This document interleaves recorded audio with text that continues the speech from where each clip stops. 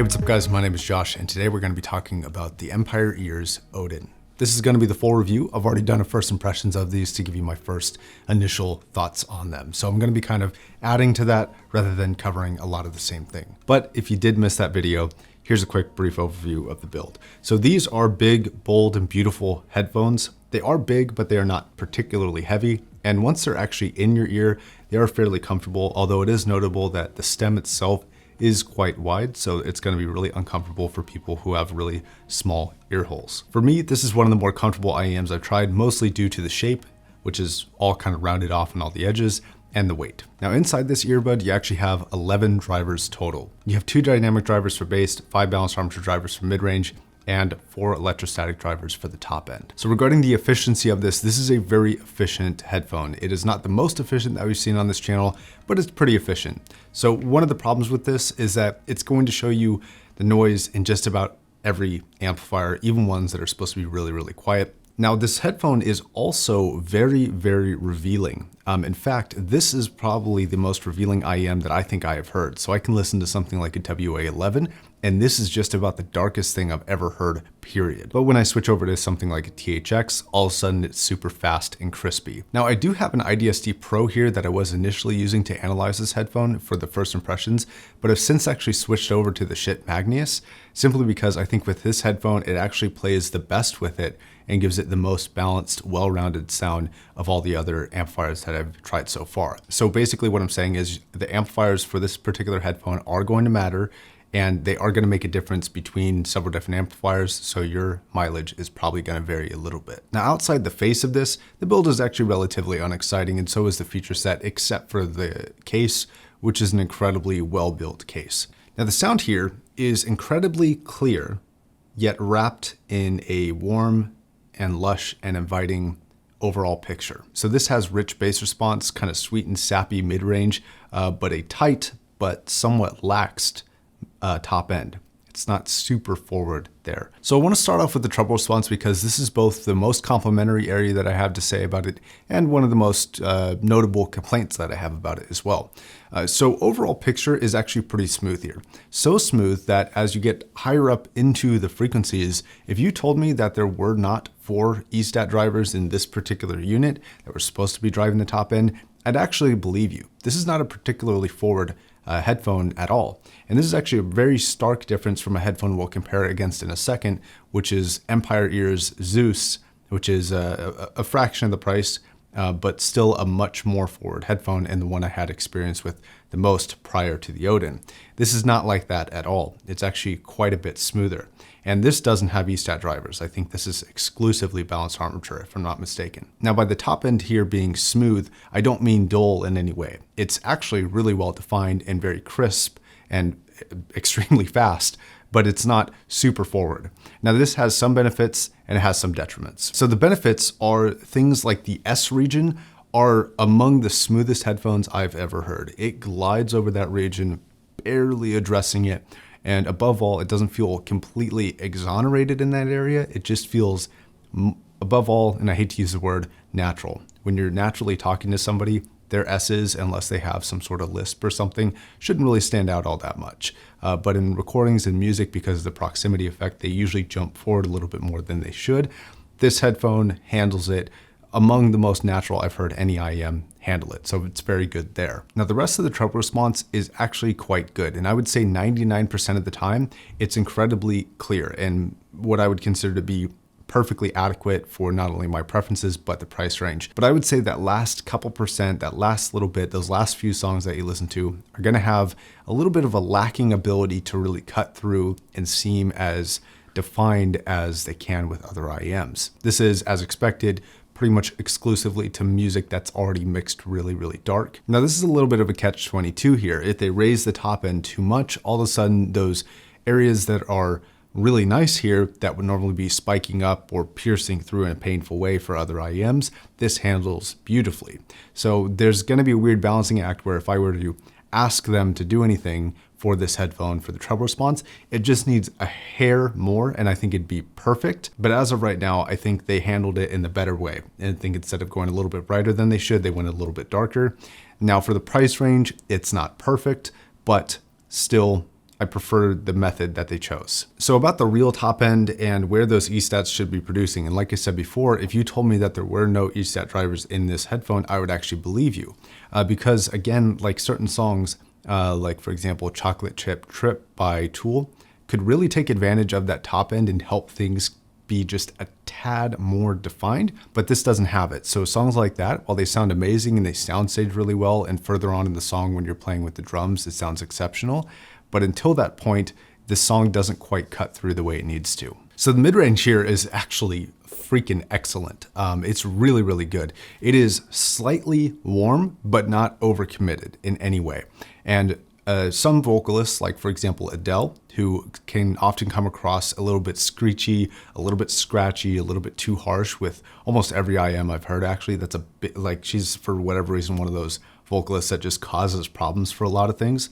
This plays just super smooth, super lush, still has the ability to cut through, still has all the correct timbre and texture and characteristics to her voice as she should, but it's not painful. I really like it. Now, other vocalists like Haley Reinhart would normally, for warm headphones, come across a little bit too perhaps oversaturated or soft because of the slightly warm tilt. This headphone maintains all of the kind of characteristics that you would come to expect from her voice. They kind of cut through a little bit. It's a little bit raspy, a little bit deeper, but also kind of higher. She's got kind of a nice range of both. And this is able to display both beautifully without too much bloat or any loss of detail. Then I want to tackle a specific song from a specific vocalist, which is going to be Josephine by Kaleida. And this captures Christina Wood's timbre and ambiance just perfectly. This is a 10 out of 10 performance for that song. Christina, for whatever reason, has a very unique voice in my opinion. I don't think I've heard anybody who sounds like her. And she sounds very different on all sorts of different gear. And this is probably one of the best iterations I've heard. Speakers, full-size headphones, and IEMs included. Now, the rest of the mid-range when it comes to instruments is fairly well defined. I think there might be some other IEMs that I might pick for things like guitar or violin that seem to be a little bit sweeter. Maybe like the Adidas Dream for violin, and maybe like the Z1R for guitar. But overall performance here, even at the price tag, I'm not upset with. I quite like it for things that are not just vocals. Last brief note about mid-range, it does seem to have fairly confident footing with things like piano. And that's where you're actually going to really start to see, in my opinion, the benefits of having multiple drivers. Piano is a very hard instrument. There's lots of harmonics that are very difficult to produce all simultaneously. And I think things that have multiple drivers, at least in the IEM world, are actually better at handling instruments like that. It's just a matter of tuning of the actual IEM that's going to tell you whether or not you actually like the sound coming out of it. So the bass response is a definite yes. It's bold, it's fast, it is fairly dynamic. It's not over the top warm or sloppy in any way. It's not flabby. It's very tight. A song that I've actually been talking a lot about recently, which is going to be Mama Saturn from Tannerelle. Lots of bass fluctuation in there, lots of bass texture that can be pulled out and sucked out of that song. And it's got all of it that I would expect. The bass fluctuation and dynamic range is quite nice. And on top of that, you have some pretty impressive vocals in that song as well. Now, where the bass hits hard is a little bit different than some people might be expecting, and it's not a range that I actually typically see. It seems to me that there is a little bit of a curve upwards from about 30 hertz to about 50 hertz, and then it doesn't dip down. It just isn't.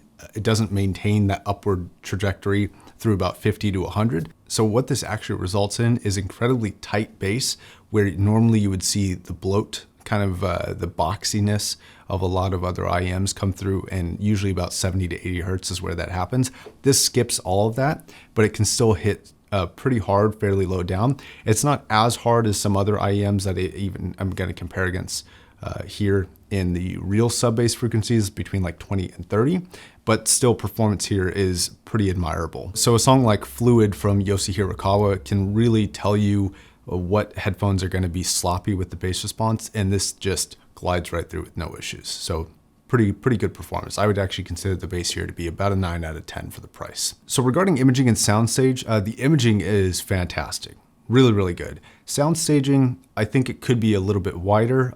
There are definitely a lot of headphones that have certain aspects of soundstage that are better. For example, the Adidas Dream has, in my opinion, better separation. It's not quite as wide though. But then the Fuir M5s, which are sort of equivalent price range, are going to have much wider separation and equivalent imaging capability. And the M5 is able to take, in my opinion, better control over a wide soundstaging song than the ODIN will.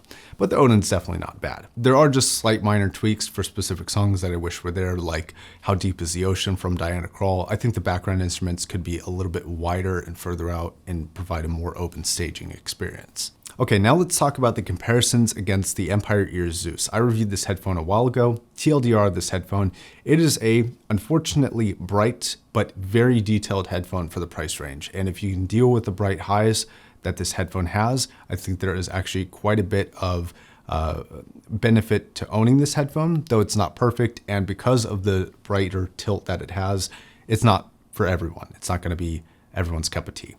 Now, that being said, this headphone is basically the antithesis of the ODIN. It is almost completely opposite in terms of tuning, and I wasn't really sure what to expect when the ODIN came in, but I'm happy that they are able to show quite a dexterous ability in the sound capability between the two types of headphones. That being said, I think the ODIN smashes this thing all day, every day for sound quality. It's also significantly more expensive, and by significantly, I really mean significantly, but still a win is a win. Between the two, the Zeus is a bright, clinical, almost sterile headphone that is just about information. That's all that it cares about, is where are things happening in the room, what is every little crispy crack sounding like. That's the type of thing you can expect to hear from this. The ODIN is a little bit smoother. It's definitely got a lot more bass response, much better and smoother mid-range, and significantly nixed highs in comparison. And in my opinion, it actually provides an equally detailed experience, but without the forward approach that the Zeus has. And this is specifically notable in the S and T range, in the vocal range or the lower treble range. This headphone is significantly brighter there than the ODIN is. The ODIN, again, kind of glides right over that region. This is an actual problem for this headphone that I wish they would address for the Zeus line, but they've definitely fixed it for the ODIN, which are in some ways not even comparable headphones. Last thing I will say is that the Zeus is far more efficient than the ODIN is. The Zeus, you will really hear amplifier noise, like really hear it. It's going to be something where you're going to have to be very, very picky about which amplifiers you use. The ODIN is still picky, but not as picky for actual amp noise. Now I want to talk about my comparison to my favorite IEM, which is going to be the Fuir M5. These are very comparable in a few ways. They're sort of in the same price range, give or take a few $100s, but at this price range, that's not really that big of a difference. But they're also more similar than that, with the internal construction, both having dynamic drivers, balanced armature drivers, and electrostatic drivers. I won't make this super in-depth because I actually think the comparisons between the two are relatively simple. The treble response is more forward, not substantially, but a little bit more forward and clearer, crispier, and more detailed on the M5. It definitely takes it there. The ESTAT drivers, I think, are doing more and better work than on the ODIN. Now, my personal preference of what would be considered perfect is actually perfectly even between the two. I think the ODIN is a little bit too dark, and I think the M5s are just a hair too bright. Now, not enough to cause problems or tell you not to get either, but I think if I were to pick a perfect IEM, it'd be somewhere in between the two. The mid-range is a bit more forward and produces a more internal vocal response on the ODIN. It's a little bit more enjoyable, a little bit more personal. Both are pretty good in this area, and both have a slightly warmer vocal tilt, but I prefer the implementation of the ODIN. Now, the bass response between the two is honestly gonna be considered a draw for me. The mid bass response, I think, is better on the ODIN, all the way down to about 40 Hertz. I think the ODIN actually takes the bass response, but the M5 actually comes back with a little bit stronger and clearer and more forward bass response below 40 Hertz. It is a little bit more V-shaped of a sound signature, but below 40 Hertz, I actually think it's a little bit more enjoyable on the M5 than it is on the ODIN, but the ODIN has the upper bass covered a little bit better. So in my opinion, it's a draw. Now, soundstage, like I already covered, is a clear winner for the M5. It's got more room, more soundstage, about equal imaging, but it's able to take advantage of that soundstage with that impressive imaging capability, and so you get better staging performance from the M5.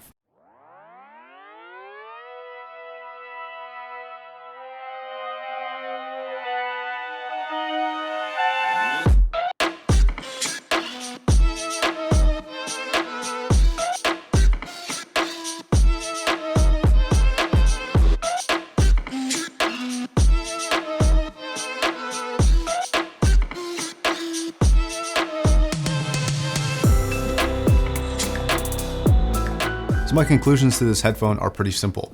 This is a very easygoing, easy listening type of headphone. This is something that you can sit down for 5 hours straight. No, I'm not joking. Yes, I have done it.